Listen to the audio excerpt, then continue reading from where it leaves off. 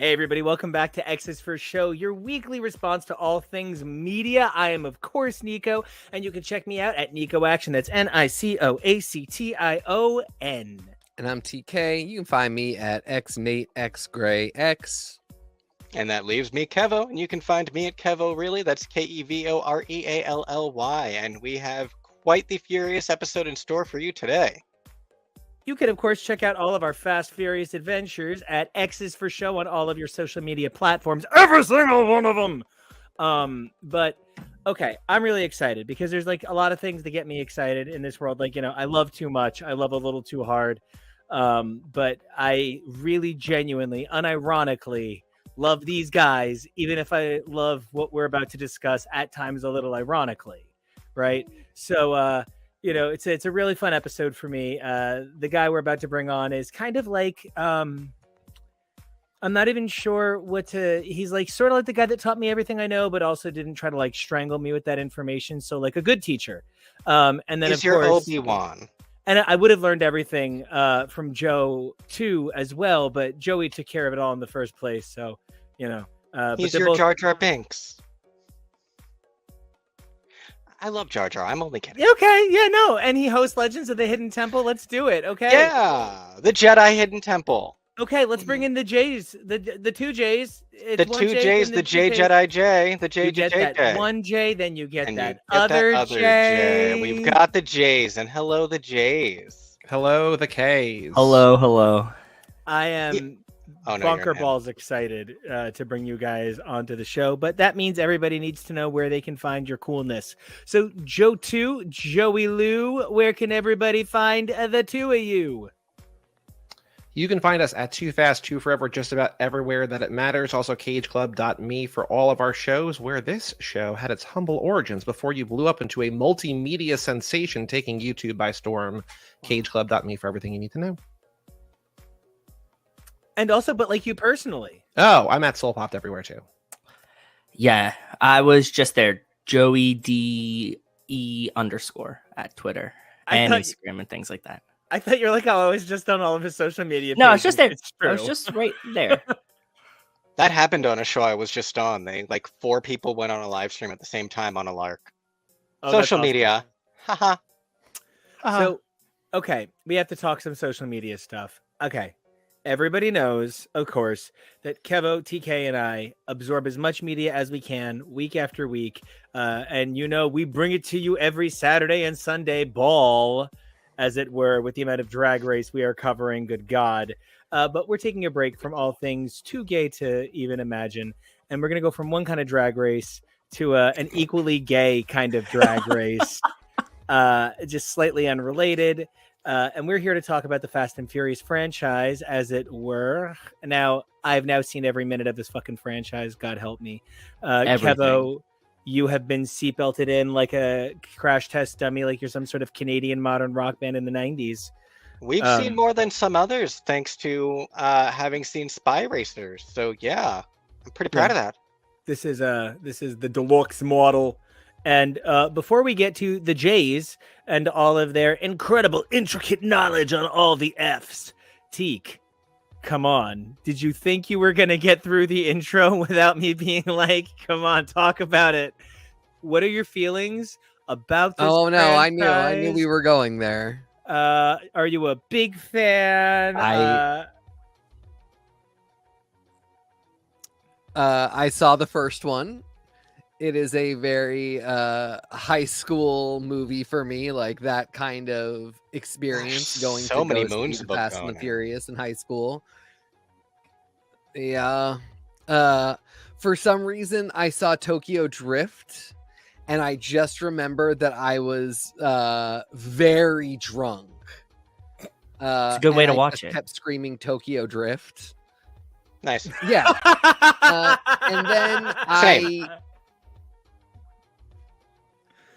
And then I didn't watch another one of these films until yesterday when I watched Fast X. So that is my experience. Sounds totally normal and natural and an organic way to watch the franchise. Yeah. So Okay, now I can't wait to get to your reactions, Teak. That's going to be a breathtaking experience. But Joey, Joe, the two of you fly guys, talk to me. What is it that drives you toward this franchise? What makes you step on the gas and go full nos toward family and don't look back till there's Cuban food all over the place? What is your Giselle? Well, so we first started, Joe and I started our podcast adventure doing a Zac Efron podcast. I had been doing a Nicolas Cage podcast on the Cage Club Podcast Network. And when we were entering our second phase, my friend that I was doing the Cage podcast with were like, let's do Keanu. And I was like, Joe, do you want to do because we love the movie We Are Your Friends. We're like, let's talk about Zac Efron. So we watched Zac Efron, all of his movies, and we're like, some of these are wonderful. Some of these are great. We love Really him in bad. all of them. Some of the movies are absolutely terrible. We never watch these again. And so when we finished that, we were like, what could we do to never watch bad movies again? And we decided to watch a franchise with only perfect movies, only 10 out of 10, watching those movies on repeat forever, The Fast and the Furious. Oh, wait, but if you were only going to watch perfect movies that were 10 out of 10s, when are you going to start your Police Academy podcast? As soon as we get a mission to Moscow.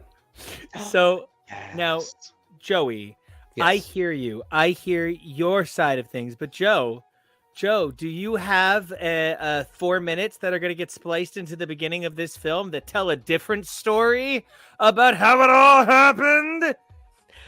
No, I was always a big fan of these movies. I had followed along. I'd watched all of them through 6 as like they came out, and I was just like really fond of them. And Joey was always somebody that was like, no, I don't like these movies. I don't want to watch these movies. And when he was like, oh man, I watched like Fast and Furious, like I watched Fast 5 and this was a really great movie, and then wanted to revisit them, I was like, I'm in. Like, this sounds great to me. There's just like a lot of really cool things in them that I like that I'm sure that we'll get to when we talk about them. But like, yeah, and it's kept me in. So I'm a huge fan now. I was always a huge fan, but I'm a huge fan. I still like talking about them, and it's just a good time and good way to talk to Joey. You know, like most people, I came to this franchise for the theme park attractions, video games, and straight to Netflix animated series. So, The finer things in life. oh yeah, you know, the Cavassier Mhm. of Fast Ooh, and good one. Furious projects, you know. But all said and done, we are here to talk about Fast 10, which is the 11th film in the franchise. So it's kind of like trying to figure out how to watch Drag Race Untucked for All Stars. Calm down, Big Bear. I'm working on it. So, okay, for those He's of you who right. don't know, Kevo, if you would graphic me, please. Ooh, what is this? Oh yeah, no, we do it with live graphics. It's real. This hot. is Kevo's true form. Like we got a taste Serious of. part? So when Nico and Kevo watched all the movies on our podcast, which you can go to cageclub.me to find all those episodes. They're Please still up do. there. They're amazing. We heard Kevo's research, but now we're seeing Kevo's research in It's a way beautiful. that is even more It's beautiful than I gorgeous. could have imagined. Yeah. Some of it's mine. Some of it is executing the boss man's research for sure as well. It's a team effort, and yeah, we love to make things neat and pretty. Helps keep people informed. So let's inform the people. Let's blow it up. We have Fast and Furious coming out June 2001 with a clock time of 106 minutes, which, you know, you're looking at these first few movies and you're like, oh, wow, they're going to average like 106 minutes for 4 hours. And it is interminable how long some of these movies get, but we'll get to that in a minute. I want to say that my top 3 things about this franchise are the BT score to the first one, my eternal sexual fascination with all things Dom Toretto, and I think my third favorite thing about this franchise is my belief that it's actually a supernatural franchise with the Fast Force and the Furious Force and the heart of the race. And it all connects back to, I should have put Rush Rush by Paula Abdul on here. Anyway, so the Fast and Furious franchise is filled with a lot of things. And as you can see from this board, it's actually really kind of the same thing a lot in a good way. I mean, like, you know what you're getting when you sign up. but there are some really strong through lines that run through here. And I think, TK, you described it really beautifully as a cult of people with cars kind of fighting crime, kind of. Well, that's how Alan Richardson describes it. Hank from Aquaman. Titans, when he's yelling at Brie Larson. Reacher. Yes. Yeah, Reacher. Who I just would burn you all alive for 5 minutes alone. God Oh, I bless know. that man's trend line. You know what I Just mean? staggering Where's results. Look at that man. Look at that tan. Boy It's knows how to ridiculous. cycle. That is some. And he's really good on Titans, so watch Titans. But anyway, he's yelling that at Brie Larson, and But I how? just thought, what? How? How can anyone watch anything that was ever produced for HBO ever again? Oh, just pirate it. Honestly, guys, just pirate it. Come on. That to me was like the most beautiful moment of introspection in this movie because it was so staggeringly self-aware and correct. And the fact that, he ultimately ends up being a villain, kind of makes it even better, but 'Cause he's I don't know. jealous. So, all my jokes aside, I actually do love the through line of these films being family, a certainty that if you trust your skills, you can never go wrong within reason, as long as your goal is the betterment and protection of others, and you are always just one bro hug away from reforming a villain. That's really 3 things that I do love about this franchise, for real, for real. And Kevo, I'd love to get 3 things you loved about this franchise, looking at this board of 10 films. Ooh. 3 things about the whole franchise. Because we have the 10 films, and I also have this very special board spiced up for the Which, spin-offs. the absolute best, the best thing in the entire franchise, bar none, far and away, is Los Bandoleros. Bandoleros, the best thing in the whole franchise. Vin Diesel directing himself looking sexy and tortured. Oof. Did you catch the little Los Bandoleros and FX for you? I was thinking Yeah. about you when we were watching it in the theaters, bud. They were like bros forever, Los Bandoleros forever, and I was like, "Grrr!" Kevo, if Oh, you're man. stuck with what the 3 things that you love are, you could just say Spy Racers Rio, Spy Racers Sahara, and Spy Racers my Mexico. Because we all I we all love that you those. didn't say Spy Racers South Pacific, though. Because not to say Spy Racers South Pacific. The only good thing about South Pacific was that weird cartoon song that they did. I think Dom had Tony had a didn't he have an acid trip or something? That was great. With the monkeys, maybe With the monkeys had like some I kind think of that like was the season with the Yeah. monkeys. Yeah.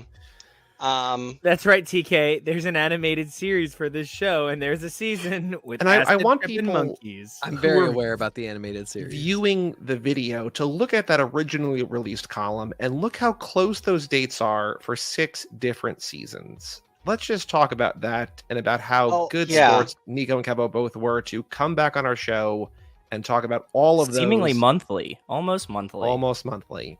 Well, for the first 10 months, nothing. It was 8 episodes, and then we didn't hear anything again. Yep.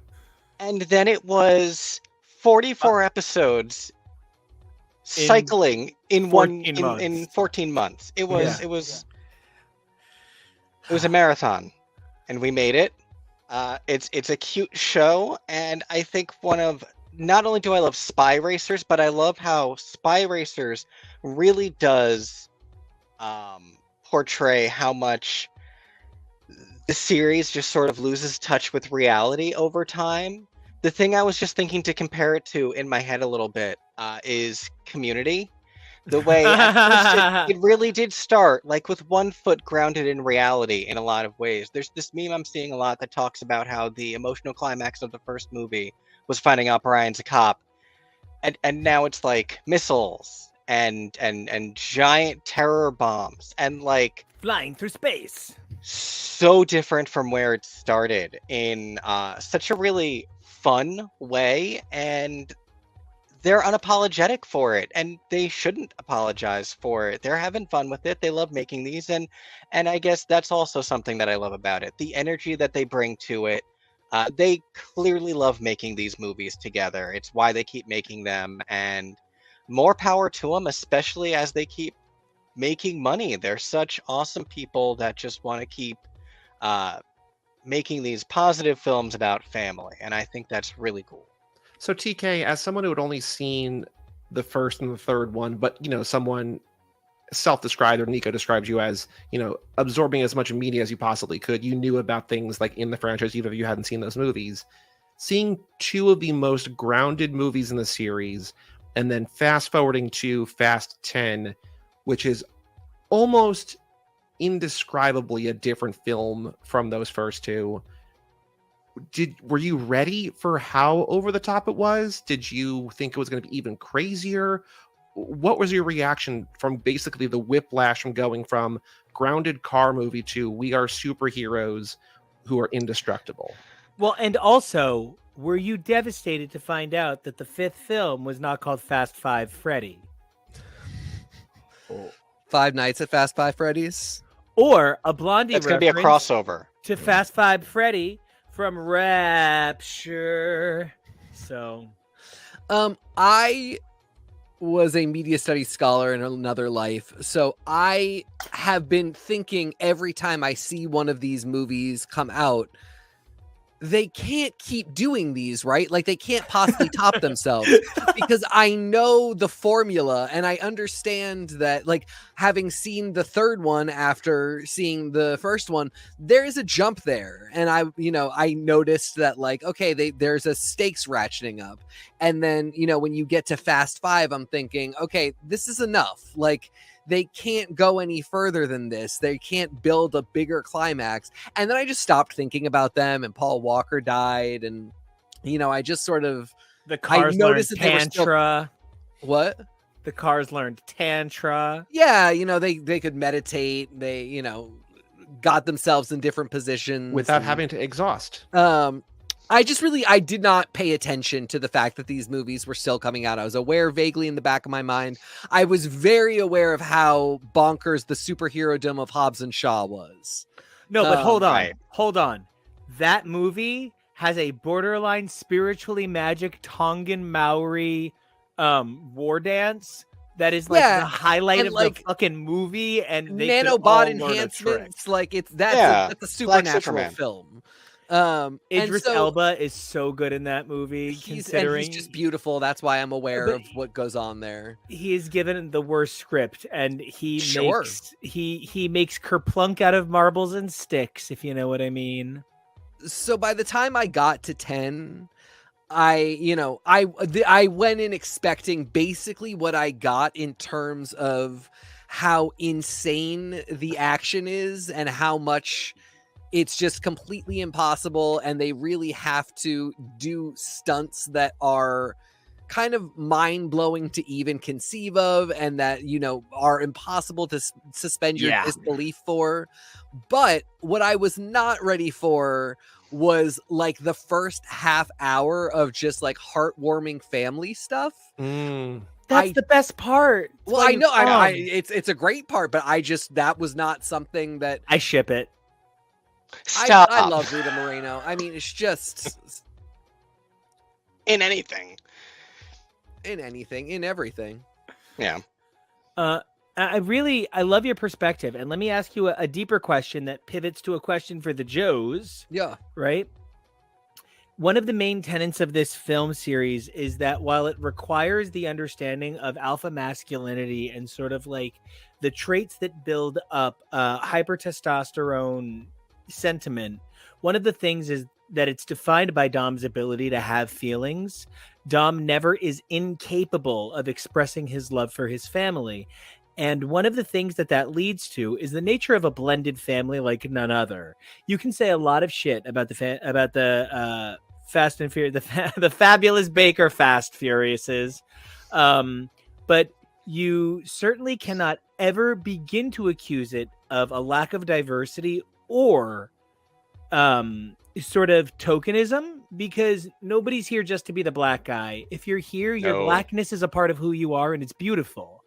And so one of my questions for you guys is, Fast X actually sacrifices character in a lot of ways in favor of understanding of definable tropes. And I think that's actually one of the film's strengths. How do you guys feel about not really needing to know the characters to have a good time? Now, that's for you, TK, Yeah. as somebody who doesn't have 8 of the films in your background. And that's for you, Joey and Joe, as people whose job it is in a lot of ways to walk people into this franchise, to help people begin to understand it. How do you guys feel about the tropening of characters? And of course, Kevy, I would love for you to bring up the rear. I think that when you put the work into a 10 film franchise with spin-off films and, you know, shows, you actually do get the time to build up character over time in such a way that when you put the characters into the 10th film and allow them to interact with each other without ever worrying about what the audience doesn't know, and you have them speak as though they have these literal decades of history between them, and they would reference incidents in a way that is not expository, even though there is a lot that I did not know. Like, for instance, the scene with Helen Mirren, because Helen Mirren fucking rocks. Oh my God, she's so good in every one of these movies, dude. I believe that she is. I had no idea who she was. I just figured she was some kind of informant. And then, of course, I get to the scene with Jason Statham, and they go, you know, they're going after family, and it puts her in, and I'm like, oh, they're both British. Of course, that's his mother. But the fact that I didn't know that, I didn't feel like I was losing anything from that scene where she's speaking to Dom. I was like, this is just Helen Mirren being an awesome old lady. And by the way, Helen Mirren, I love that this is your English crime accent. Really, that you developed this is a beautiful thing. I'm so impressed with your British crime underlord lady in accent.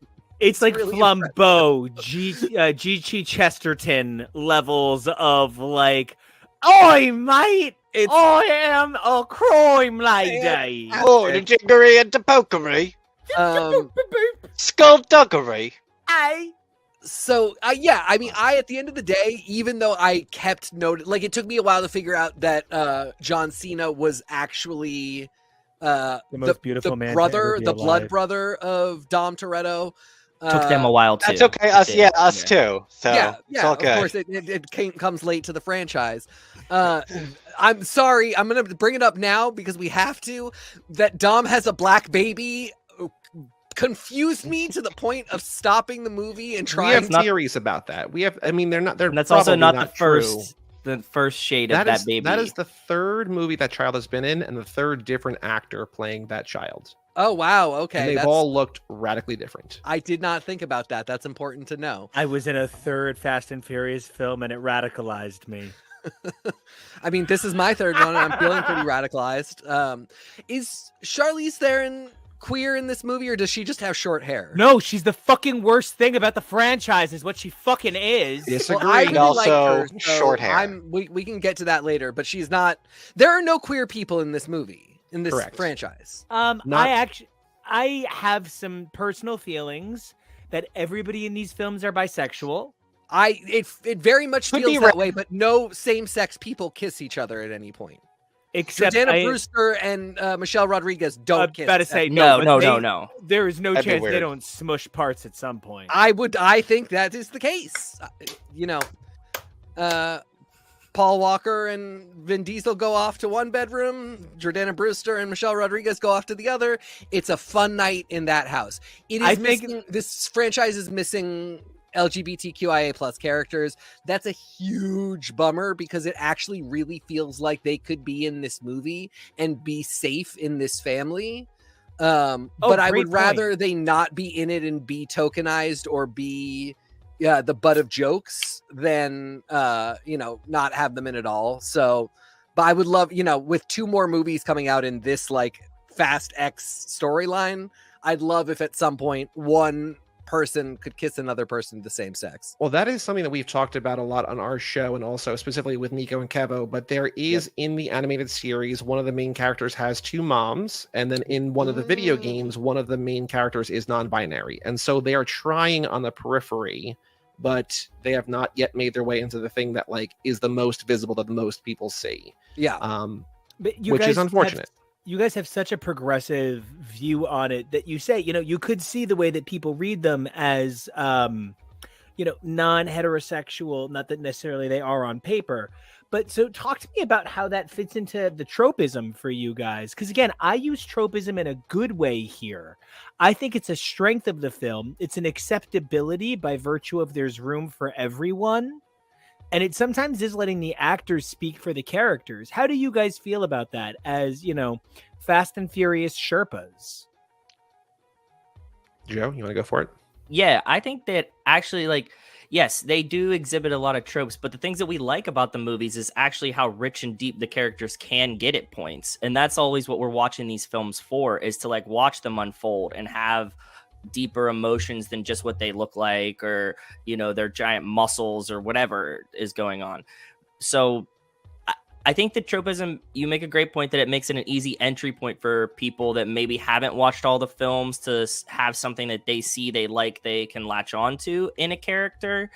And the ability to be able to find someone in these films that you can see yourself in, I think is a huge positive for them. If you're any nobody's not cool in these films either, right? Everybody is the coolest person and they look like Tej and Roman. Even they're kind of cool, right? So yeah, exactly. It's just all love. 100%. I love picking on Tej and Roman because they're the best. Oh yeah, They're kind of the waiting for Godot of this whole situation. Waiting for Gal Gadot. No, waiting for the most boo character. That ruined a moment for me. What? Gal? Yeah. It could have only been worse if she were played by Natalie Portman. He's not a gal pal. This is a Blonde Natalie Portman. Natalie Portman over Gal Gadot. There's a whole history of Gal. Or you can assume at least there's a whole history. I did. I went and looked this up because I was wondering if we were getting a prize of the entry of Gal Gadot into the franchise or if this was a return. So I did look it up and I was bummed to learn that. But here we are. Yeah, for for people that are really into the movies, Gal was a huge character, and Han is pretty much everybody's favorite character. So he lost his girlfriend, and now she's just surprised back. This is mind blowing stuff here. Now, Joey, I think one of the things that's the best about your relationship with this franchise is you are sort of a realist dreamer about it. You see a lot of the film's best potential that's between the lines, but you recognize when the lines fall a little short of delivering that clarity for people outside of doing the mile by minute trip that you and Joe are doing, breaking down this franchise to. So my big question for you becomes, as a guy who knows these films like real people, how does the simplification that sometimes the script allows for play into your understanding of what these films are? So I think it's difficult. There's two things. I'm for it and I'm against it. I think for someone like TK who has maybe not seen many of these movies or any of these movies, that every one of these movies has to be to a certain extent someone's first Fast and Furious. They have to write it in a way that people have to understand enough about what's going on that they can spend our tickets for $23 or whatever because it's New York IMAX prices. You're paying that much. I need to know at least something what's going on. So there's a scene in the middle where Ames and Tess are talking about they're showing clips from past movies basically, and they're and this is the gang and this is the family. They started with DVD players and they went to Rio. It's all this you're okay, I kind of get that, right? I think what Joe and I look for in these movies is not the action. The action is what's going to bring people in, but to a certain extent, when we're on these movies for the 13th time, which we just started our 13th lap, the action scenes we kind of don't care about them anymore. They are fun, and they are spectacle, but we want weird lines. We want character development. So I think the shortcut to your point is like, it's good. It's necessary to keep bringing people in. That someone's first Fast and Furious, they're going to go back and watch the other 10. Like, TK, I know you love this movie so much. You're going to go catch the 8 that you missed. I know that's coming. If you want to join us on the podcast, love to have you. But I think that the reason we love these movies is for the characters. And I think oversimplifying them is understandable, but for us, a little disappointing. But like, there's no other way to do this without doing it like that.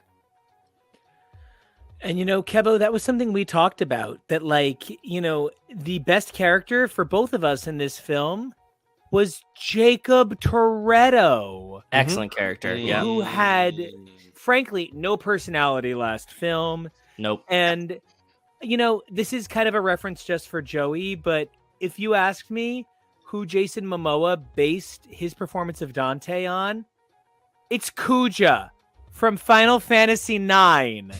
I think he based his performance on Kuja. Mm-hmm. See, I felt like he was playing the Joker. Like, I literally felt... Kuja! I don't know if it was Momoa's choice or if it was specifically how the character was written, which, hey, I mean... But it really felt like they were just writing the Fast Furious gang versus the Joker in some ways. So that was pretty wild. Which makes Dom Batman, right? Basically? Yeah, Yes. oh, absolutely. That kinda Absolutely tracks, Dom is yeah. Batman. Oh, Yeah. gosh. And that makes Paul Walker Jason Todd. Gosh. And Under the Red Hood then has two meanings because it's under the red hood of the car. Yeah, Fuck, Um, guys. Death in the family. you did it. I feel like he's not Jason. I feel like he's like young Commissioner Gordon, Jimmy Olsen. I'm just trying to figure out what male character Letty is. So Kevo, talk to me about tropes. Talk to me about tropes and people, and what makes us, people who maybe wouldn't necessarily interact with this particular franchise normally from the outside, what brings us back that we didn't just want to talk about it on someone else's show, but that we think there's so much good in this franchise we want to talk about it on our own? And how does that play into the sort of color forms you can play with the characters? I mean, I chose the profile pictures that I picked for a few of these people for a reason, because of the colorful gas plume motif that they used for 9. Mm-hmm. That like we 9. use? Yeah. Where every single character got a different color poster. Mm-hmm. And I think that really speaks to the way that they want these characters to stand out. And, that's part of the superheroification of them. It's part of the action figurification of, you need the characters to sort of stand and be different and have these different things that draw you to them. Tej and Roman have a lot in common, but they specifically are very different. And that's why they play this sort of Statler and Waldorf dynamic off of each other so much. It's also really wild to see how these characters are evolving over time, and Roman especially in this movie, and the way that everyone was like, that's a leader, and I was like, good God, that was Brian's best friend from like second grade, and we haven't seen Brian in ages, but Roman is still here, and everyone is like, Roman, our old buddy, and you're just like, yeah, that just is what these movies sort of are sometimes. You made that point earlier of everyone is just, one good heartfelt talk away from being invited to the cookout, and it is how these people have this capacity for forgiveness and to fold all of these different people into their group as well. It's not just that they are themselves these dynamic figures that stand for these different tropes, but they constantly welcome in and usher out different characters. And it's almost Marvel-esque in a lot of ways, this franchise that they have built. it's a really cool thing feeling like we've spent a couple of years with these characters, because one of the things that I walk away from most grateful for is when we look at this board of everybody's films, and right, it gets a little hard to read because there's a lot of films and a lot of characters. But what you can see here on this board is every character from the franchise that appears in the course of Fast X.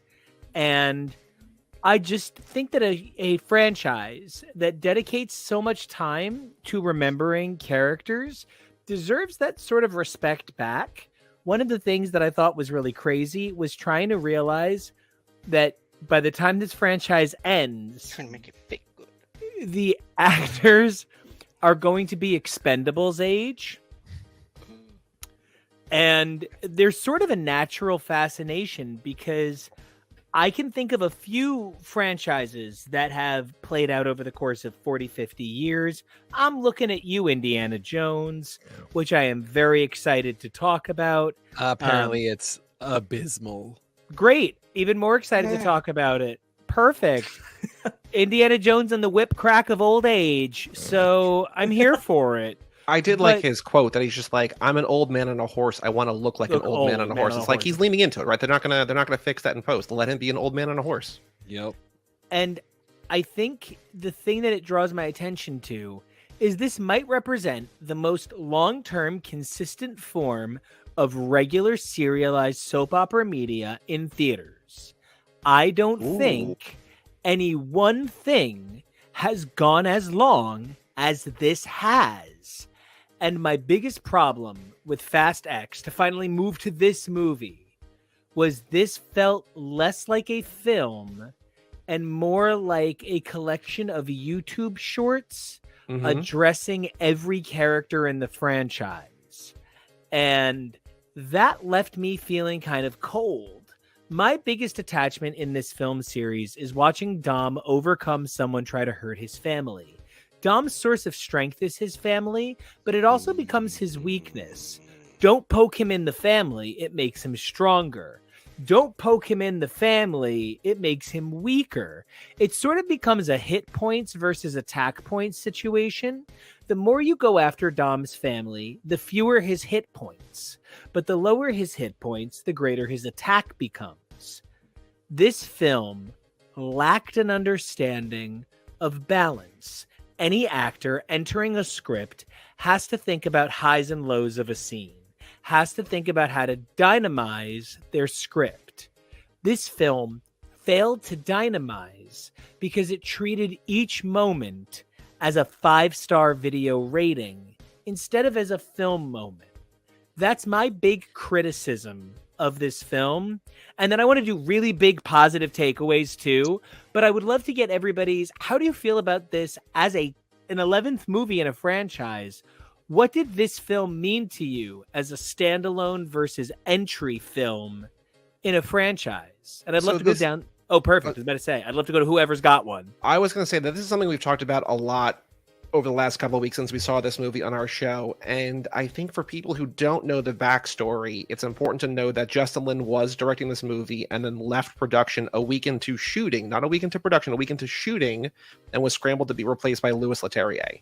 And so he's given a lot of interviews, understandably, over the last couple of weeks as the movie has come out. He's doing promotion for it. And he talked about breaking this out as a season of TV as opposed to a movie.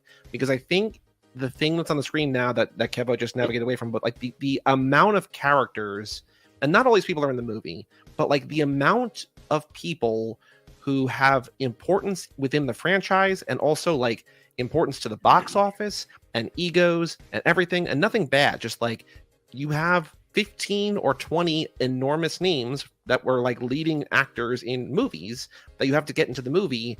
And I don't know how you do it. So I agree with you, Nico. I don't think it's necessarily a movie, especially since it ends in the middle of a scene or the middle of 3 different scenes. I want to talk to Kevo about that. That's a conversation started that we've tabled on our show, because I want to ask Kevo as the story guy, the kind of arc. We'll get to that a little bit later, hopefully.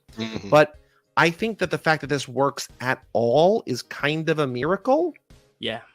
Even though I wish that it was more of a movie than just a collection of like set up stories to a later payoff. Joey was saying that like he had a problem with exactly what you're saying, that it kind of ends at this point and it's not a movie. And I think that eventually we're going to have to contextualize this with the other half of the film. It's never going to be understood or analyzed as its own. It is clearly a part one of a two-parter. And in that sense, like, I can't judge it on that merit yet. Although I do think that, like, the running the four different, four simultaneous storylines and kind of just cutting it up, I think that was the only way you could balance it or bring any balance to this. Like Joey said, with how many characters you have, it makes it really, really difficult. So actually splitting them apart and having divergent storylines kind of worked better for me than putting them all in a room like they usually do, or a majority of them in a room, and then having kind of everybody fight for attention and screen time. I love both of those perspectives, and I think they really highlight why people might come back to these franchises so endlessly. And speaking of people who've come back to these franchises, Kevo, you know, you are a guy who says, no, if that is called, you know, comic issue number 3, I don't care that it's part 3 of 5. It should be issue number 3. How did you feel about Fast X and its part in this bigger picture of serialized storytelling adapting the screen it fits on? You know, I think a lot of it even speaks to what the Joes were saying, where so much of this is going to be recontextualized once the story is out, and in a way that I think is so different from even something like Infinity War, where Infinity War stands as a standalone film as the Infinity War, but this really turned out to be like the first part of a two-parter, like a two-part episode, or maybe 2, we don't even know. And that's something that is my boy's coming back, so there's going to be 3 because my guy's coming back. Yeah, and that's something that is a little bit more complicated than I think I've seen on film before. I perhaps wish I'd been expecting it a little bit more, because to me, in a lot of ways, this didn't even feel like a film, as sort of like a mini-series, where there's these serialized chapters, and then there's the big cliffhanger, and it's really more for me agita of not knowing where it's going to be going, not knowing how it's going to unfold. It was supposed to be there's 1 more, and now, surprise, there's 2 more, but there's always all these rumors of there's going to be a female-led film, and there's still all these entries for there's supposed to be another Hobbs and Shaw. And there's also one that Vin has mentioned recently called The Torettos, which we know nothing about other than a title, but there's going to be another movie maybe called The Torettos, so... And all of that is really great, but it's just a matter of, you were like, this is it. This is the end. And something that it gave me flashbacks to was, of all things, toward the end of Steven Universe's run, when they were doing all of these really climactic, like, driving toward an ending things, but they weren't saying the show was ending or anything. And then, like, they were like, it's a movie. We're doing a movie, and then we're doing a final season, and then that's it. And it just came out of nowhere. And it's just a matter of wanting to be prepared for what I am watching. And I think that's where it sort of gets me, with it being such a strange way to tell the story. It's not even that it's bad.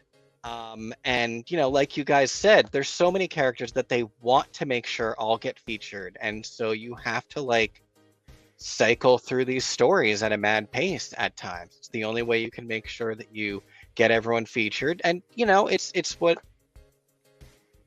everybody wants to do. I mean, all these people are playing these characters, and, you know, everyone has their different say by this point, which is wild, but it's just the producer credit everyone has earned by this point is they're practically all just making it themselves. So, you know, it's like you said, sometimes these films, when it gets to a franchise and when they encounter these hurdles, it's a miracle when it comes out the way it does. So this is the question that we wanted to ask you about, because I don't like Infinity War as much as you guys do. I remember when you did the MCU countdown around Endgame, it came out on top among your listeners, and you had it at like number 17. And I'm like, I like parts of it. Like when Cap steps out of the shadows, I'm like, hell yeah, that's an awesome moment. And then it's just like, I feel like it's a part one of a two, and I think it works better than this on its own. But this also feels kind of like The Matrix Reloaded, where that movie's like, it ends with Neo in a coma, and you're like, and Agent Smith's in the real world. It's just like, I don't know, but it's like in 6 months you'll get a resolution. Here we have maybe 2 years to wait. Yeah. We also don't know what's happening next. If the writer's strike impacts that, it might be longer. Yep. And my real question for you, Kevo, and also Nico and TK, if you want to chime in as well. I didn't know you were going to be here, but welcome to this question that I've had brewing in my mind for 2 weeks. Is this at all acceptable? Is this okay? Like, is it permissible for a major motion picture that charges full admission price to make fans wait 2 years? And if this is like a less successful franchise, like if this movie bombs at the box office, which it hasn't, but if it bombs, they're like, why would we give you $350 million for the next one? Like, there's a chance that with any number of things that could go wrong, we never get an 11.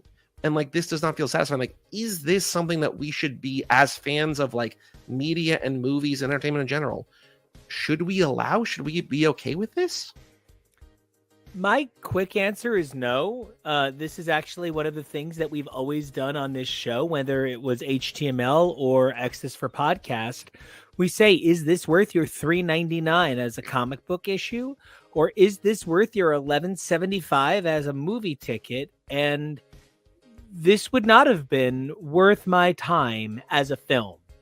As an entry in a franchise, it's worth my time. Mhm. But as a film, no, I felt very shortchanged. Imagine if you bought a beer and you started drinking it and you got to hold the bottle and you got to smell the beer, but you didn't get to taste it or feel the buzz for possibly 2.5 years if you got it at all. Is that beer a Corona? Well, if it is, then there's food all over the place. Okay. But, with that, I don't want to forget, TK, when you answered the previous question, if you could please bring up that you didn't realize that Rita Moreno, this was her first movie, because that was like the selling point. But I definitely want Kevo in your answer to Joey's question too, because it's such a great question. Thank you. So yeah, I mean, that goes to the thing I was saying about how I wasn't really expecting the family aspect of this. I didn't really realize that was, and like I even knew the meme that Kevo whips out at least once a week when we're recording. The family, I think it's about to pop up. But like I didn't realize it was going to be as like, barbecues with everybody there and just like the rainbow family of it all, which I did love. And Rita Moreno shows up and it's just like, of course she does. Of course she's their mother. And so my assumption, and this was backed up by Helen Mirren being there. My assumption was that she had just been in the other movies that I hadn't seen.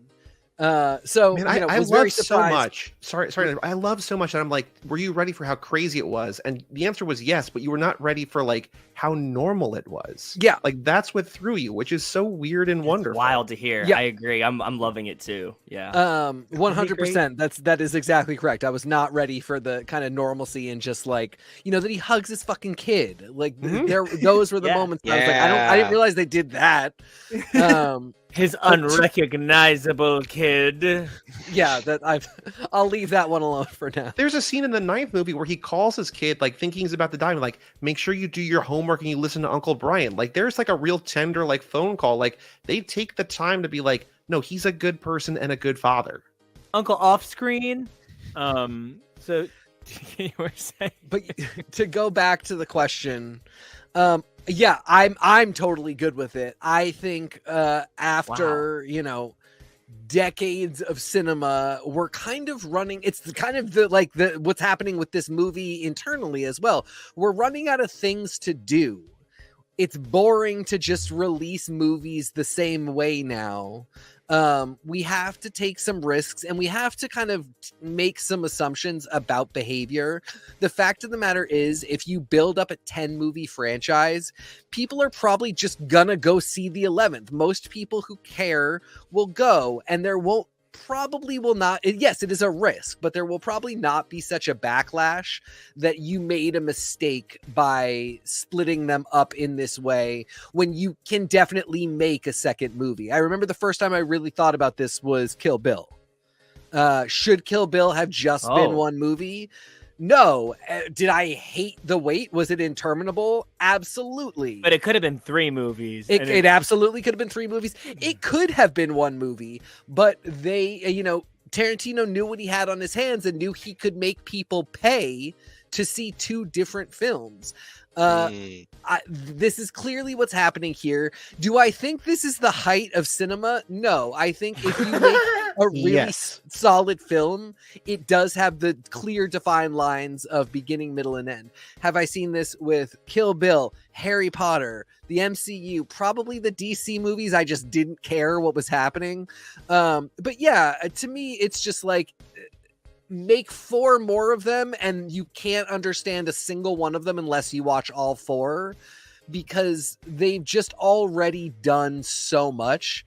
It's the reason why I'm like, drive the car into space, but do the Elon Musk Tesla to Mars and have it be part of the Fast and Furious franchise. Been there, done that. Oh, that was last movie. I don't know what else they would do. Well, time travel. Like we talk about a lot because like they literally do. So there for years, TK, I don't know if you had heard, like if you had picked up on this, but like for years the meme was like, they're going to go to space. It's going to be crazy. There's nothing left, like you're saying. Yeah. And they went to space. They literally sent a Fiero into outer space. And so we're like, how do you up space? And it's like, well, time travel. And so in this movie, Cypher shows up in a DeLorean. They make 2 or 3 jokes about time travel. Like they know that we're all collectively like, you're going to one up yourself. And they haven't done that yet. Like when Jacob unveils the cannon car, it's like, is that a time machine? No, it's just a car with cannons on it. But like, it looks like a goddamn time machine. Yeah. So they know what they're doing. And like, it would not be surprising in the least if in 11 or Hobbs or whatever, there is time travel, right? Like it's going to happen at some point or it's not. But like, the bar, as you've been saying, has been set. Like, one up yourself, go crazy. We've already suspended disbelief. Keep going. I mean, I think probably like things like AI will become huge. Like they'll start talking about quantum computing as it relates to cars in future They'll pull stuff ones. from Spy Racers that they did, where like someone tries to set off all the volcanoes in the world and they have to stop that. Well, and Kevo, but because like the Mission Impossible movies are also doing this, so like it's it's. To me, it's all kind of expected and exactly on course. I think it would be more disappointing to me if at this point they were just like, yep, we just, made another one, beginning, middle, and end, and it's done. I'm more excited about this franchise now, knowing that I bought in and I have to go watch another one to see what happens with Jason Momoa. So, Kevo, I have to ask you, Joey's question. How do you feel about this as an entry in a larger thing? Is this for you like the David trilogy and Animorphs, where you'd be real screwed if you just tried to read the second one? Or is this for you like any old book of Animorphs, where it's just like, well, fucking yerks and puberty? Where's all this Animorph stuff coming from today? Okay.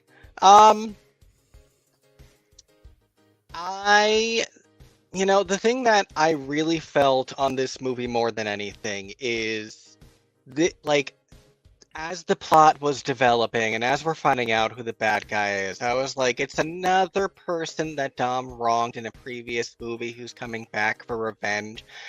It's just going to keep happening. And eventually the answer is just, you have to retire. So that was like, because you're just going to keep pissing people off and they're just going to keep coming for you. And the cycle is just going to continue. So in that way, it sort of felt like this is just a perpetual cycle. Am I afraid, or was I afraid at any point that we're not going to get a conclusion to this film? No. Even with the writer's strike, even if this bombed, knowing how dedicated Vin Diesel is to the projects that he loves and how hard he would work, I would, and just the day and age that we live in, where so many things get second, third, fourth, 20th chances, I don't think we're not going to get a conclusion to this story in some way, shape, or form. Even if it's just a Los Bandoleros form, we'll get something. I'm not worried that we won't find out what happened to these characters or anything like that. It's really mostly I don't appreciate, or think it was a good risk with not having the next one in the can, not being ready in a year with the next installment. The fact that we don't know is it going to be 2025? That's already way too long. It might be 2026 or longer just for the next one. And there's supposed to be another after that. And they're talking about it's still not done. So this franchise is going to be gone on for like 26 years at a certain point. And it's totally fine to keep going. But like, I want more in that time, not take all of that time to tell just 2 more movies. You want the Spy Racers effect, or just like pull another season out of somewhere. But there is the news Somewhere that in came out this between. week where there's apparently a new movie called Hobbs, which is going to come out before 11, and that supposedly is already written.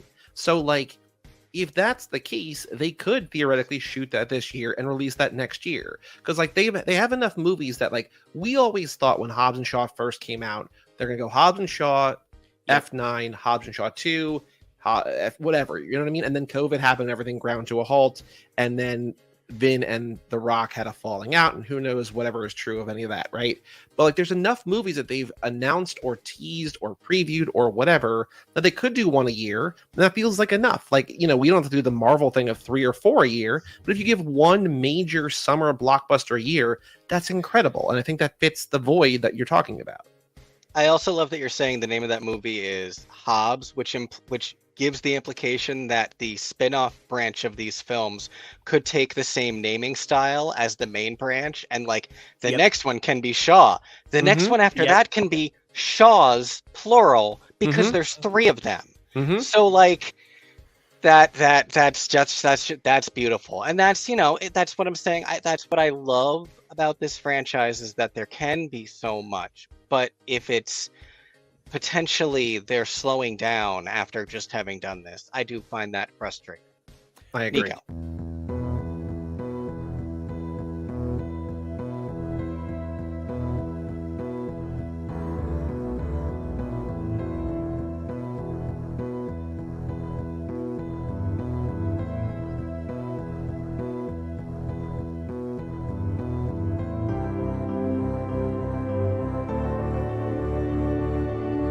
Oh, Kevy, I see you. I see you are hard at work doing that unbelievable producer thing. Oh, you do, there Kevy. she is. Oh, You are there's a that gift, piece. man. We Thank love you. her.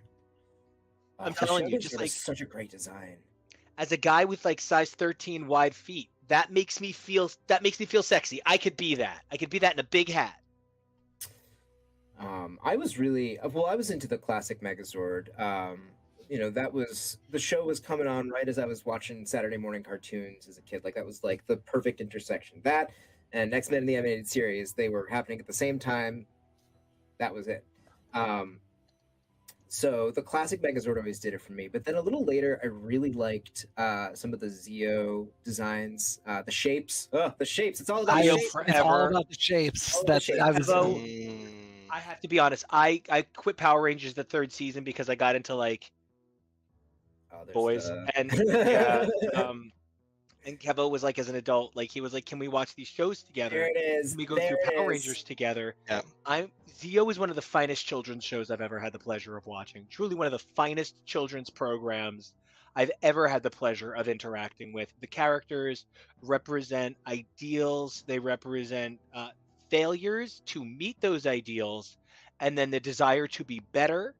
And it's just a fine piece of television. Oh, and look, they've even got a Dalek. Yeah, I still don't. Oh, one of those 2 things is the Easter Island statue. It's the one on the right, I think. I believe you. And then the other one, I don't know. Sure, The other Dalek. one is, oh god, I can't remember what the name of the thing is called, but there's a version of it in Shin Megami Tensei. It's like a guardian statue situation. Oh! You know what I'm talking about? The eyes? Yes. Yeah. Ugh, I love Shin Megami Tensei. Oh, me too. But this is not a Shin Megami Tensei moment. We're talking Power Rangers and Megazords.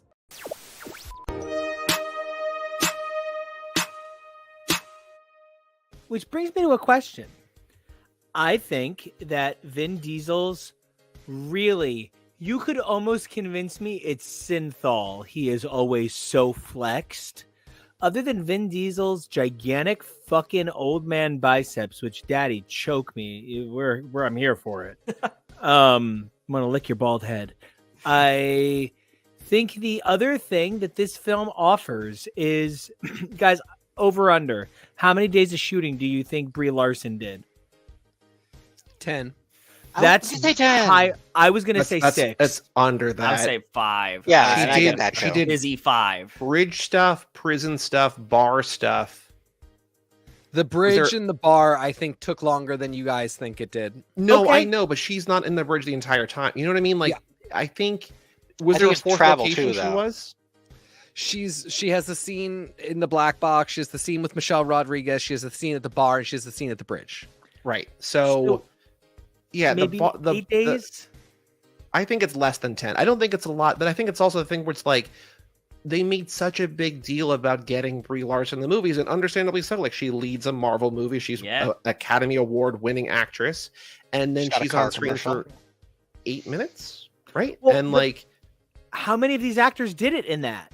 How many of these actors, like, fucking The Rock, Dwayne Johnson, Charlize. Charlize Theron, like, how many John actors filmed exactly? John Cena, the most beautiful man in the world. He's How very many- handsome, and I love that they drove a plane out of a plane. That was fun. I was like, okay, TK, there's so much was a action you're gonna callback. love. You're gonna love Yeah. in these movies. There's so Yeah. much you're hinting at that you don't even know. So fun. They've done this all before, and it's been beautiful. I fully believe it.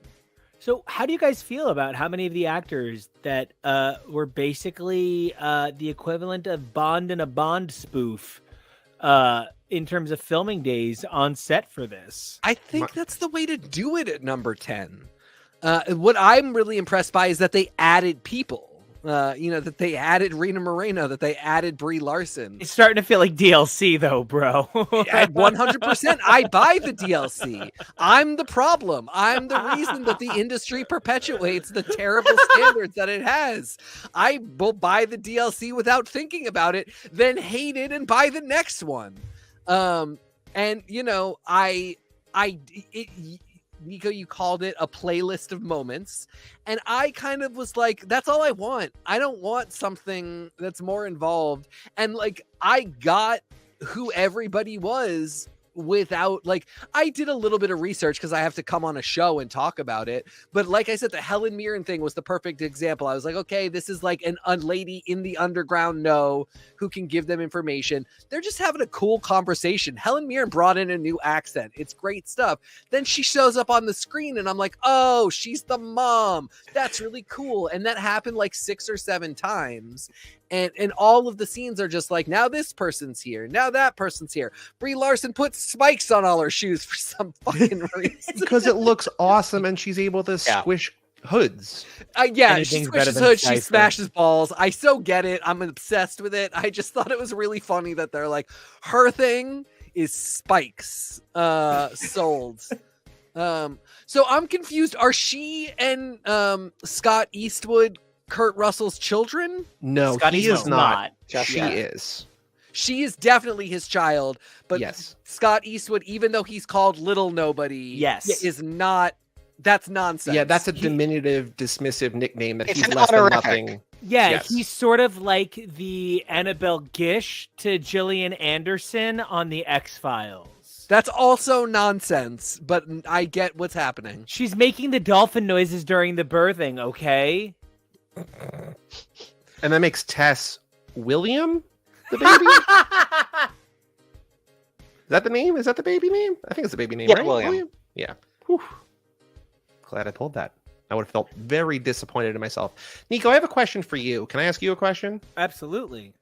So there's a big thing that people have pointed out that people have written into our show, have loved, that we loved in the theaters. The music in this movie is incredible. They finally used Gasolina, which feels like it should have been in every Fast and Furious movie, hadn't been up to this point. But I want to specifically call attention to the scene in which Dante evokes Swan Lake on the bridge, and Brian Tyler, not your BT, but Brian Tyler incorporates it into the score in a way, and he says, quote, Dante is charming and he makes you laugh, so I used high strings like the harp, and then we get into bass music with modern instruments. It gives you this feeling that you can't look away. There's a sense of empathizing with him and why he becomes this villain. So as the music guy, did you love the soundtrack? Did you love the score? Did you love the way that it was composed, that it was brought in here? Did you love the Swan Lake needle drop? What did you think of the composition of this movie? So if you want to tell me that you've heard about Smart Things, you should definitely tell me about Sun Tzu's The Art of War. And if you want to tell me that you've heard about a really long book, you should tell me about War and Peace or Anna Karenina.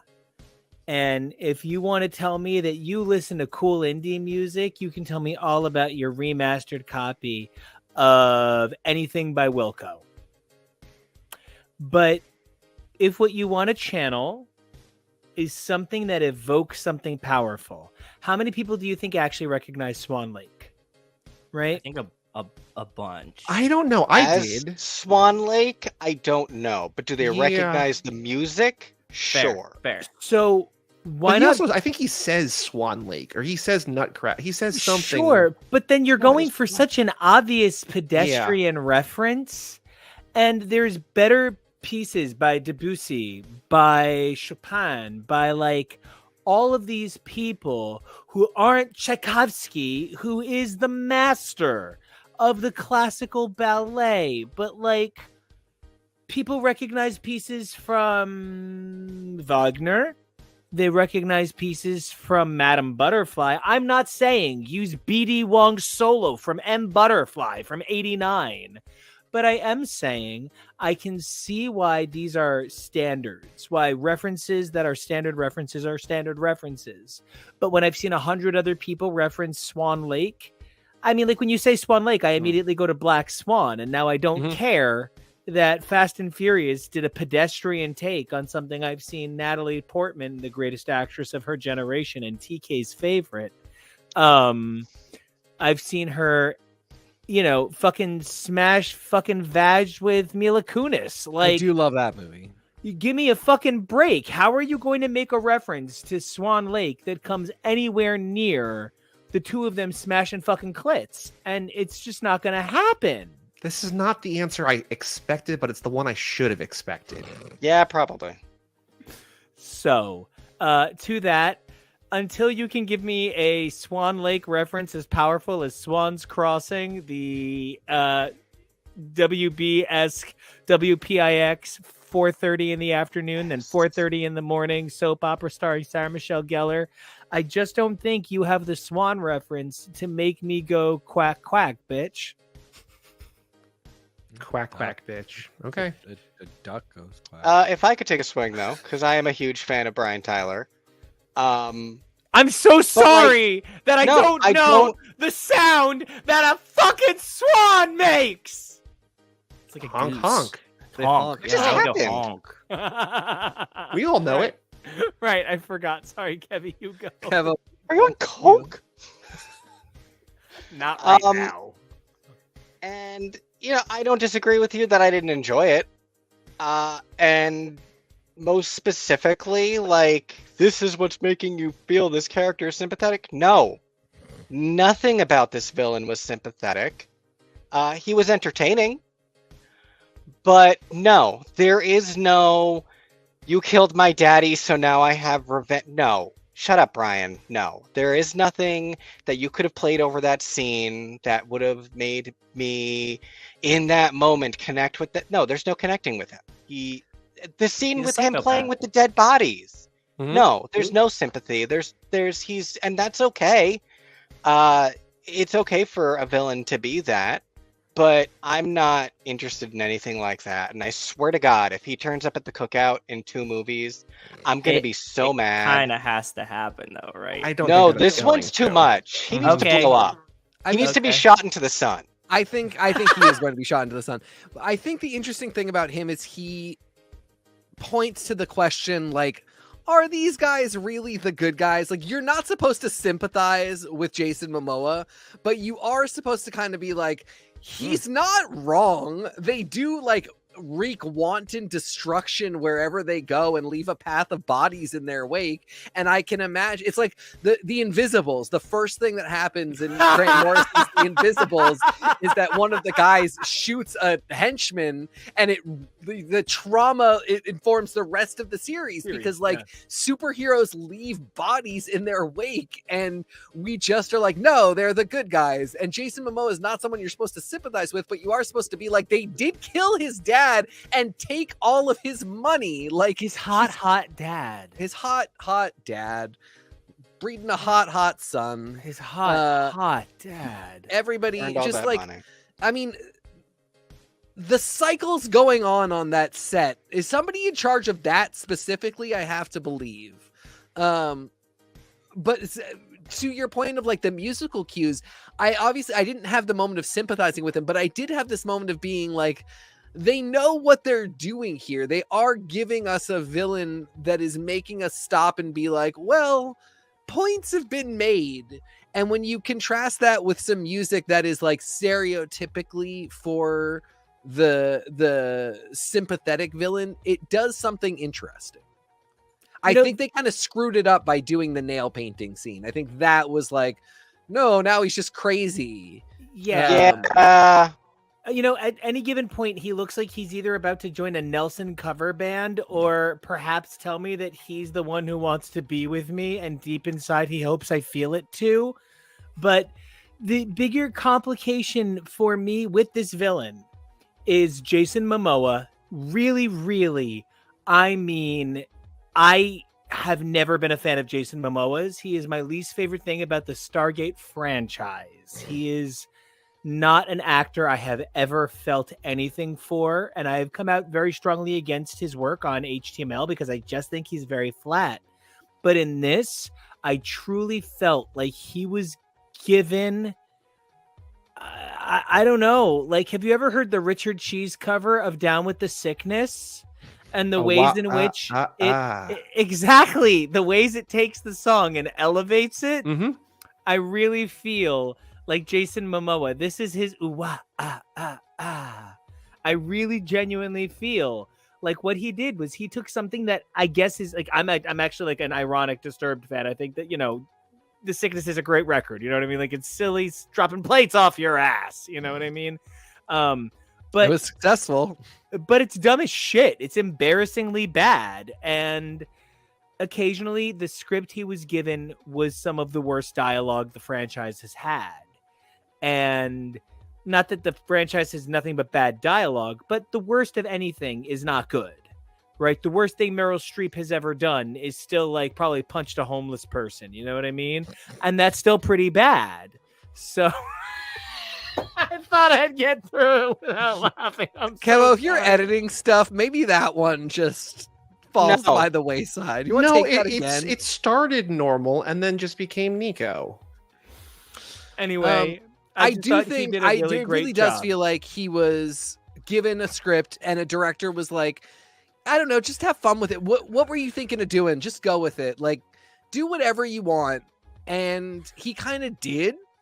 It does not feel like he was directed. It does not feel like this performance was pre-planned by the production staff. It feels like he was told, like, what do you want to do? How do you want to ham this up? What would make it the easiest to like kind of get it out? And this is his kind of like silly over the topness that works regardless of how hammy the dialogue is. Now, how did you guys feel about Dante? Like, Kevo, Joey, Joe, how did you guys feel about the villain with the biggest perm? I kind of liked him. It looked like, so for me, one of the biggest things I took away and why I like Dante so much is because it looked like Jason Momoa was having a fucking blast doing this character. Oh, yeah. Like, he looked like he was personally enjoying it, and it just like exudes off the screen for me. So like, I can't hate on anybody that's having that much fun doing their job at all. Yeah. So good on that. And two, I also have like a side theory that I don't think that his character was supposed to be as prevalent in this movie as it was. and it could have been like him and Cypher split bad guy duties, but they liked it enough that they gave him way more screen time than I thought that he was originally going to get. They were like, oh, this looks like he's having a blast. Everybody else seems like they're having fun. He's doing a good job. Like, keep going. And they're just right. Because, I mean, they're changing the script. We know that Justin Lin leaves in the first week. Like, they have to be, updating, moving the script around a little bit as they're shooting. So they're like, just keep writing it. We'll just keep shooting it as you write it. Like, go. It's Dylan McKay syndrome. Yeah. Dylan McKay was so cool that even though he's only supposed to be in one episode of 90210, they literally on the spot kept writing new dialogue for Luke Perry so that his character would stick around. Exactly. The opposite of Eric Balfour syndrome. Oh. Yeah, or everybody else on Ellen. Oh, boy. I think one thing that this franchise has always kind of lacked is a strong central villain. I think everything, like, what stands out is the team comes together against whatever faces them, and it's like, Great perspective. it's AI against the world, or it's this, or it's that, but it never really had, like, somewhere you can point to, like, that's a great villain. Like, Deckard, Statham as Deckard in 7 is the best villain. By Momoa's far. up there. Momoa's up there, if only by process of elimination. But I also think, to Joe's point, he's having a lot of fun. He's fun to watch. I like the nail painting scene. I think it all works to really show they've not really gone against someone who seems not afraid to die. And I feel like there's something about him that's unhinged in a way that feels new and refreshing for the franchise, which I'm excited by. And we were not really feeling Cypher. For as much as we all love Charlize, you guys have a show about Charlize. Like, we think she's great. But this character never really picked up. She was always kind of grating. She was always kind of too serious in a lot of ways that didn't really match the tone of the franchise. And I think for as much as I feel Jason Momoa could be cartoonish, they're going to space. That fits the tone. And, you want to enjoy these. It doesn't want to feel like a dramatic slog. It wants to be fast-paced. And I feel like Cypher was just not really doing it, unfortunately. Well, what I liked about this movie in particular with Cypher is that they realized, oh, right, we have Atomic Blonde. We've stuck her behind a computer for 2 movies. We have one of the most competent, adept, badass leading ladies in Hollywood. Let's let her fight people. And they give her 2 really good fight scenes. And it shows. It's like, yes, look great, that's a good thing. You know who belongs in this franchise? That's okay. We have to wrap up because time-wise, we have to wrap up. But that's it. That's what we're going to end on. We're going to end on a cool question. Who would you add into this franchise? And who would they play possibly if you have a role for them? I'm telling you right now, I want Hilary Swank to play Dom Toretto's godfather's daughter. Dom Toretto's godfather's daughter. Okay. Who also races cars. And it's Hilary Swank. And she's just fucking full on man Hilary Swank. And she just fucking fights. She kills Cypher. She punches Cypher. It's very get away from my daughter, you bitch. It's very just kill Bellatrix. And I think Hilary Swank would just come into the films and be like, "Oh, guys, guys, in that way that Hilary Swank is in every film and gets Oscars for it because it's great. She goes, what Charlie on Sunny is funny, she plays very seriously, very often. And I just think that behind the wheel in a Fast and Furious movie. She Oscars. does give Gale the snail. Yeah. So, guys, who would you add to this franchise? And if I could add anybody else, it would just be I don't know, just somebody silly. I would add actually somebody ridiculous for fun, just for the good laugh. Like Martha Stewart plays Martha Stewart, who is still a drag racer, but she's Martha Stewart.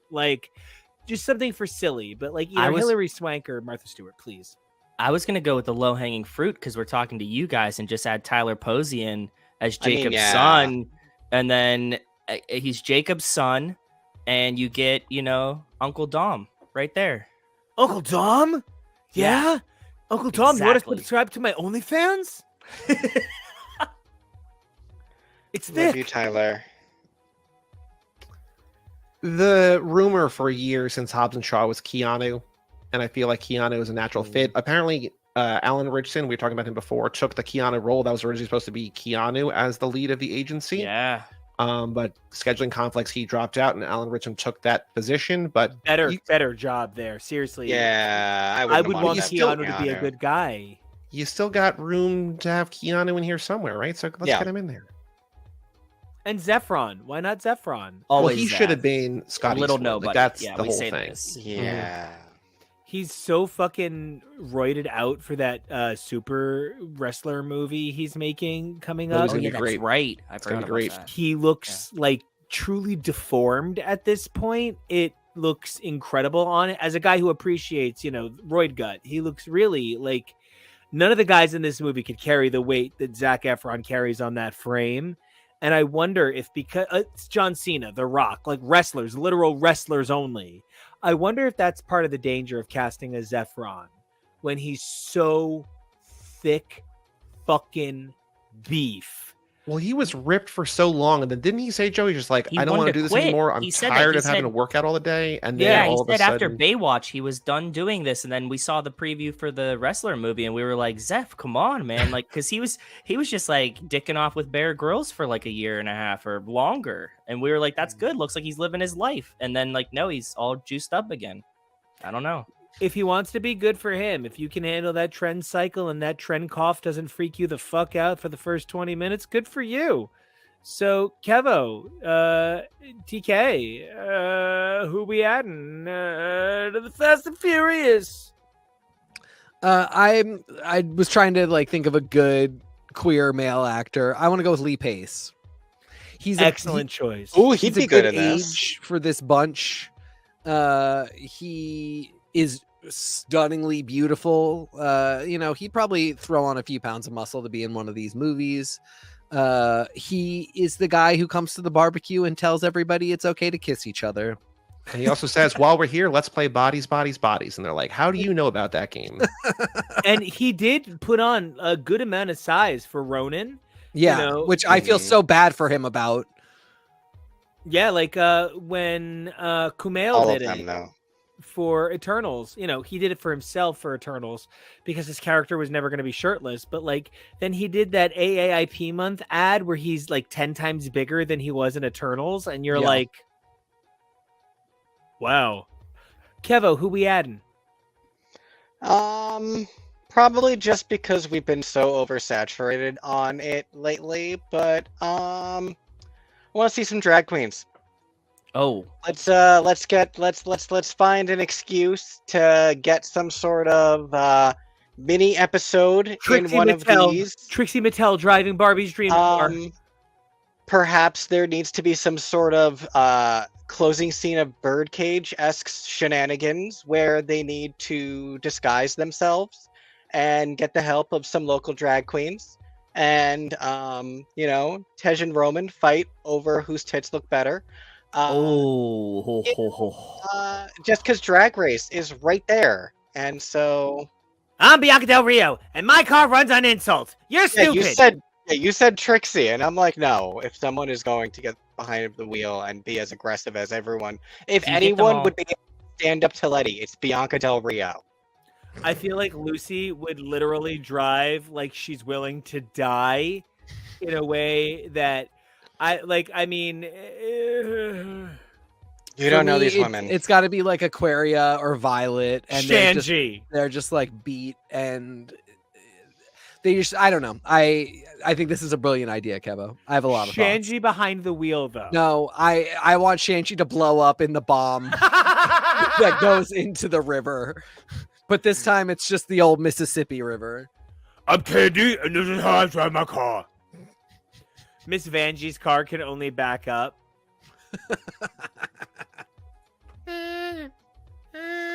Farrah's horn is oh. We make our own fun. Valentina's horn. I was gonna say Valentina's Valentina car. actually would be a fucking banging option. She refuses to take the thing out of her I'd like to keep the windshield. sham on, please. Okay, so back to cars, and not just hot girls. So, Joe, I want to thank you guys, not for being on the show, because fuck you both for that. I want to thank you both, actually, really seriously. The last couple of years, I've had to really open my mind to new ideas because it came pretty clear to me that if all I ever liked were the X-Men, Daredevil, Disney movies, and Broadway shows, I was going to live a really predictably sad life. And taking a chance on stuff that I had no fucking interest in, like Fast and Furious, like Drag Race for TK and Jonah. It's actually like genuinely transformed my life. I might not have the best relationship with Fast and the Furious, but like I do actually go to the New York International Auto Show, and yes, it's for hot older boyfriend, but it's for the fact that there's something there for me to enjoy, and interacting with the cars and unrecognizing things that I'm like, no, that would have been impossible. But like hearing them tell me about how the cars can do those at the auto show and then seeing the fictionalized version in the films, I just want to thank you guys for compelling me to interact with media I wouldn't have given the time of day. And I'm so glad that I've spent a Shakespeare folio's worth of time on the fucking Torettos, Shaws, O'Connors. Thanks. That's the greatest compliment you could give us, because I think our ultimate goal and mission is to just tell everybody that Fast and the Furious is welcoming for everyone.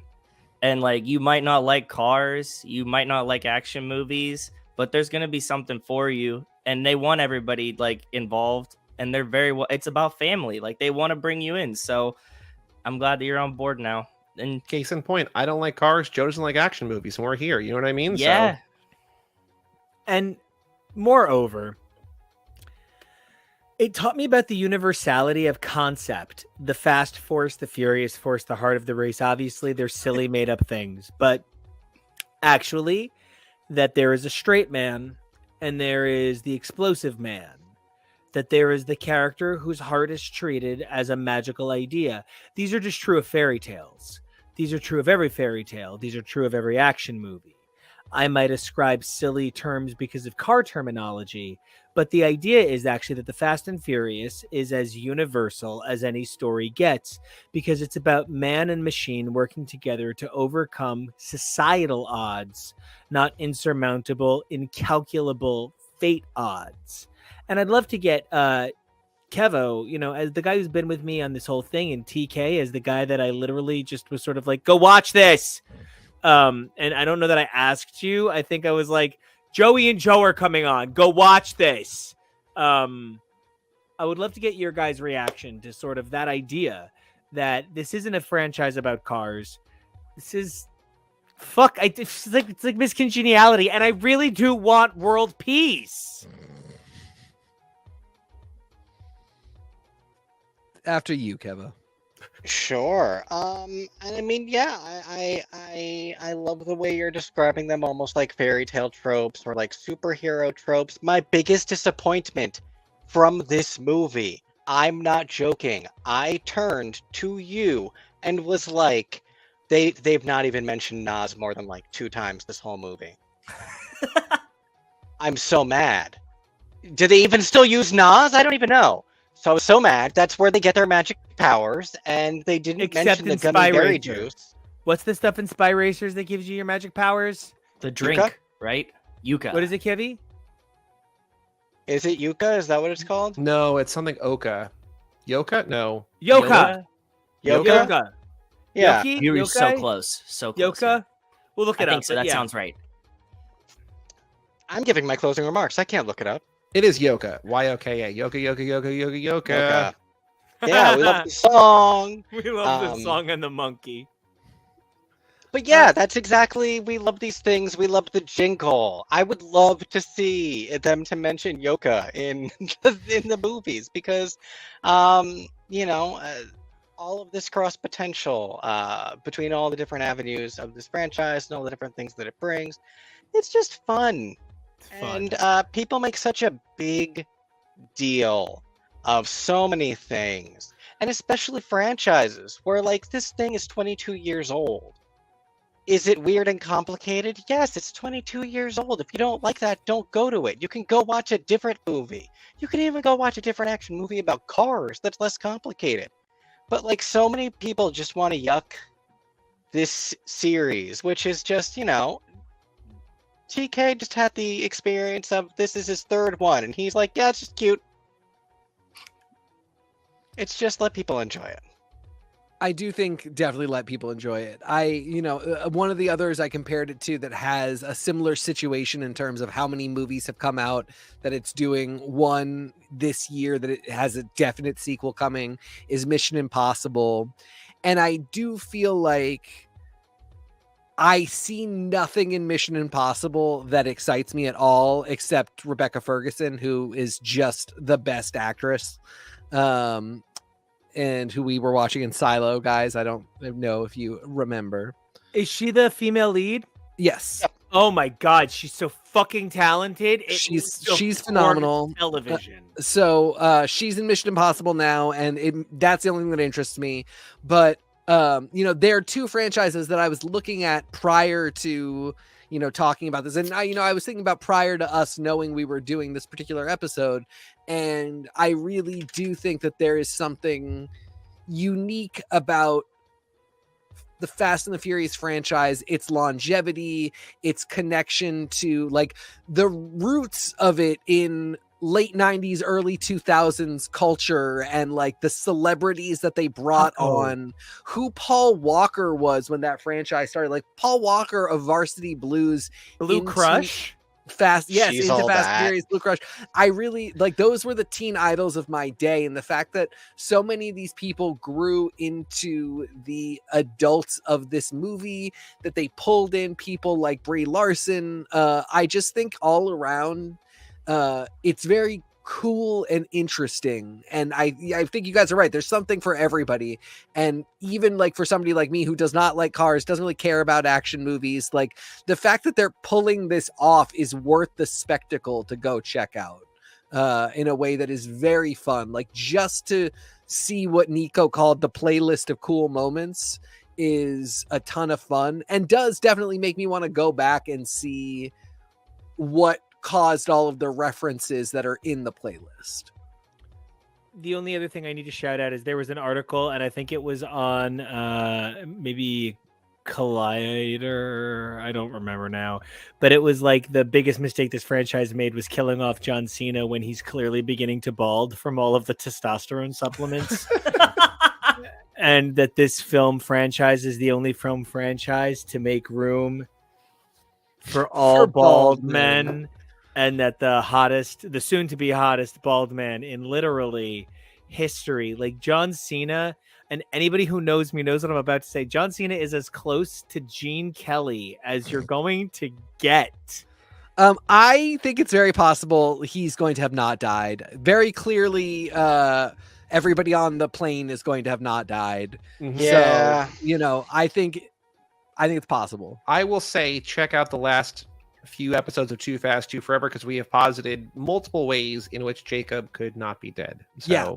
I think he's such a get at F9, like at the 9th movie.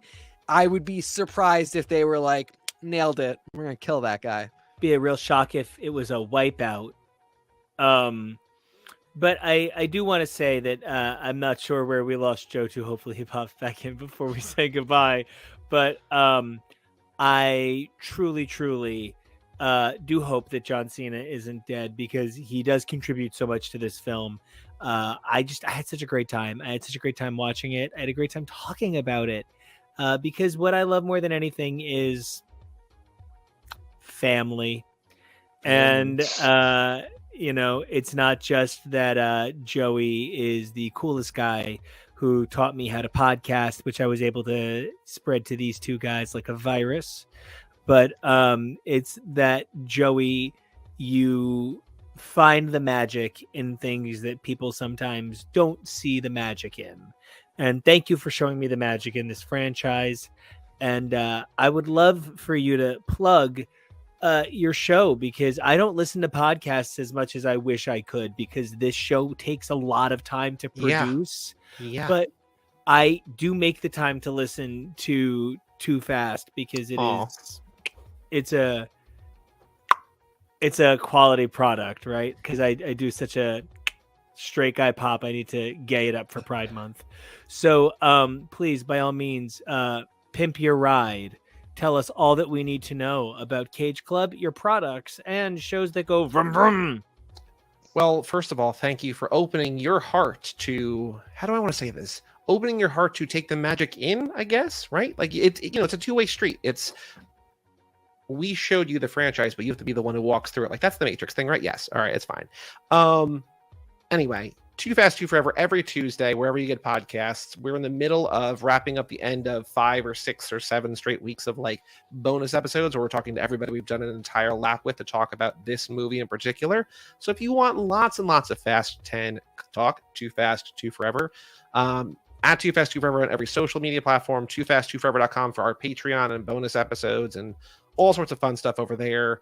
I wish that Joe was here. He's having, I guess, computer issues, but it's really fun. We alternate Fast and Furious movies with related movies, so we don't only talk about these. This lap we are talking about, the theme is planes, trains, but no automobiles, which are movies with a central vehicle or chase scene with anything that's not a car.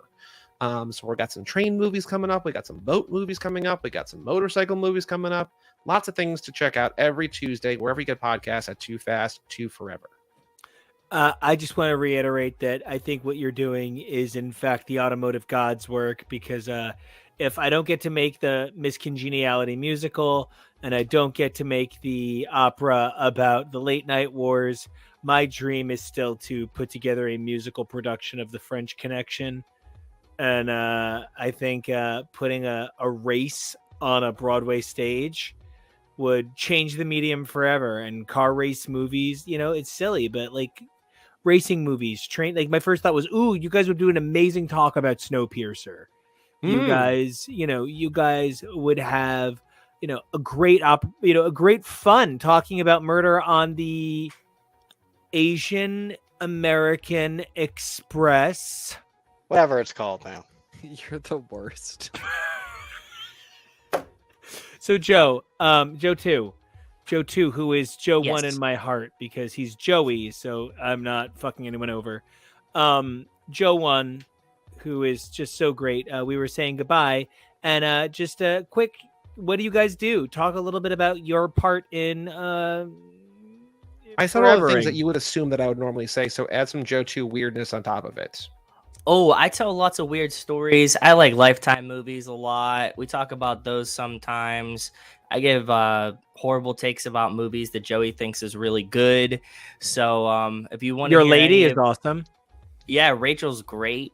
If you want to hear stories about that and just like weird places my brain go and me mixing idioms to stop myself from saying weirder stuff, come listen to Too Fast.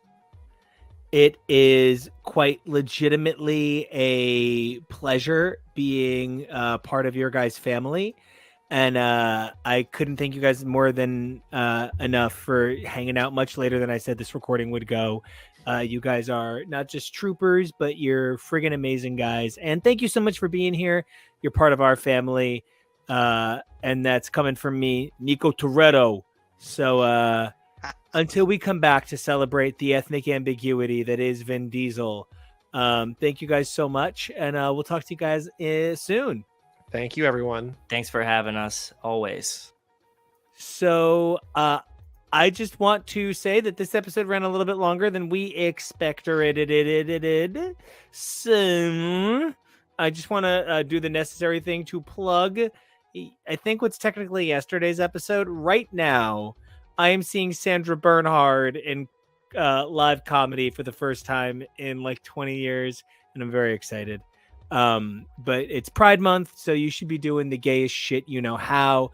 I mean, just like dicks everywhere, like all the rainbows. Your gayness doesn't involve dicks. Oh my gosh, your gayness can. I mean, like, but like the dicks for you, your dicks, Your heart's right? true dick.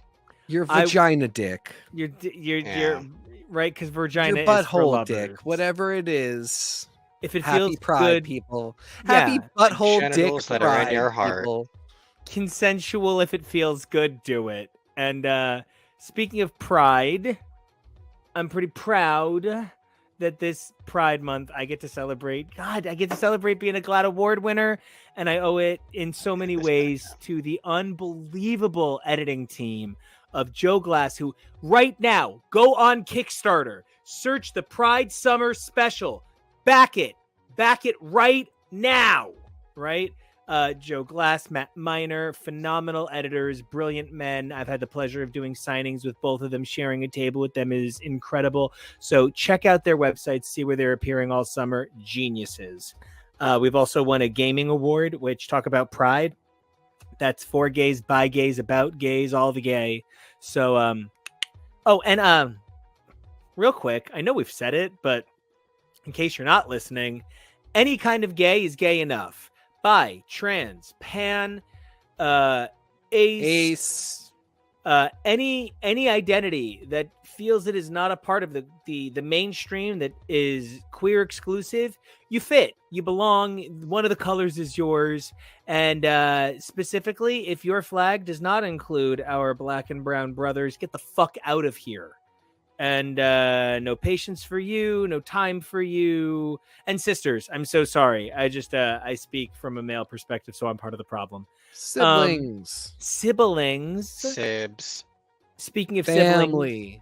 siblings, family. I'm not bringing it up again. Speaking of family, right? I'm all the bald man you need. Speaking of family, yesterday's episode has already gone up by now. And of course, we talked about Drag Race All-Stars Season 8, Episodes 4 and 5. We talked about Drag Me Dinner.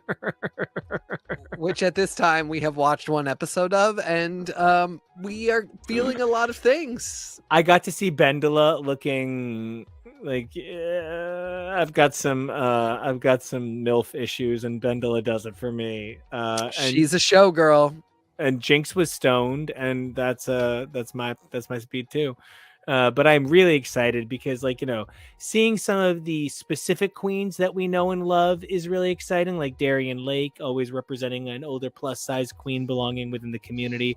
Latrice and Manila still being partners makes me so happy. Seeing famous houses like the House of LaBeija and seeing Miss Vanjie is going to be really exciting. So I am excited about the remainder of the episodes that I have not yet watched, that I've possibly watched before yesterday, because this is pre-recorded. And then, Kevy, do you have the upcoming shipboard? It's not the most up to date because it still has fast on it, but yeah. So we're still going to talk about Little Mermaid. We've got super mustache hottie Arturo coming in to talk about Transformers Rise of the Beasts. I can think of one Beast Rising. We are going to get gay as hell about Spider-Verse. This is really truly a moment for this team to sit back and enjoy how so many of our projects have fused together. What an amazing opportunity just to appreciate what we do. We have Strange New Worlds, my favorite Star Trek of all time, which is going to cross over with Lower Decks, my second favorite Star Trek of all time. So I couldn't be more excited than to talk about that with you guys. And Secret Invasion, because who can you trust? So, okay. That's everything? That's everything. Okay. It's late. Let's get to bed. All right, put me to bed. Go to bed! And until Bowen Yang stops just appearing in my dreams and appears on this show, because God, he's hot. Kevo, where can everybody find you on the interwebs? You can find me at Kevo Relay. That's KEVOREALLY. Teak, where can everyone find you? You find me at XNateXGrayX. Nico, where can everybody find you? You guys can find me all over this amazing network and all over the Cage Clubs network. It's such a pleasure to be able to share my love of media with the world in so many forms. And of course, you can find me at Nico Action. That's NICOACTION. And this Pride, I plan on putting up as many photos of me in as small underwear as I can fit in. So trust me, we're going to get real speedo with it. That's going to be the real fast force. But until we come back to see me get furious in a Speedo, everybody remember, it's Pride. Stay proud. Keep it fast. Keep it furious. Stay tuned to X's for Show for more amazing media content. Special thanks, as always, to my incredible producer, Kevo, and my incredible co-anchor, TK, and to everybody who tunes in. And until next time, we'll see ya. Everybody say love. Love. Love.